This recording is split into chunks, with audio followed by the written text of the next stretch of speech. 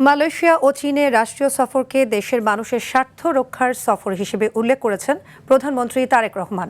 শনিবার জাতীয় সংসদ অধিবেশনে যোগ দিয়ে তিনি বলেন, এ সফরের সমস্ত অর্জনই দেশের জনগণের। এর আগে দুই দেশের দ্বিপাক্ষিক সম্পর্ক উন্নয়ন ও বিনিয়োগ আকর্ষণে অনন্য ভূমিকার জন্য সংসদে সর্বসম্মতিক্রমে প্রধানমন্ত্রীকে ধন্যবাদ জানিয়ে একটি প্রস্তাব গৃহীত হয়। আরও জানাচ্ছেন শামীম চৌধুরী।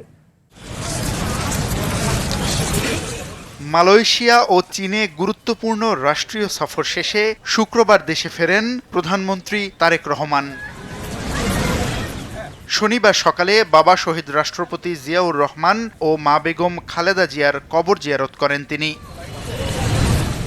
জিয়ারত শেষে সরাসরি জাতীয় সংসদ অধিবেশনে যোগ দেন সরকার প্রধান। সেখানে তাকে স্বাগত জানান সংসদ সদস্যরা। আপনাকে ধন্যবাদ জানাচ্ছি এই সংসদের পক্ষ থেকে। Welcome back to this parliament. অধিবেশনের শুরুতেই প্রধানমন্ত্রীর সাম্প্রতিক মালয়েশিয়া ও চীন সফরকে অভূতপূর্ব সাফল্য হিসেবে স্বীকৃতি দেয়া হয়। দুই দেশের সঙ্গে দ্বিপাক্ষিক সম্পর্ক উন্নয়ন ও বিনিয়োগ আকর্ষণে অনন্য ভূমিকার জন্য সংসদে সর্বসম্মতিক্রমে একটি ধন্যবাদ প্রস্তাব গৃহীত হয়।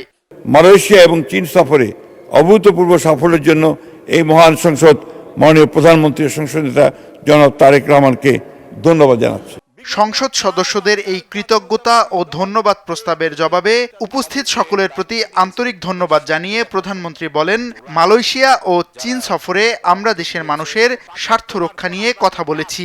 আমার অবস্থান থেকে আমি আমার দেশের মানুষের স্বার্থ নিয়ে কথা বলার এবং সেই স্বার্থ রক্ষা করার চেষ্টা করেছি। মাননীয়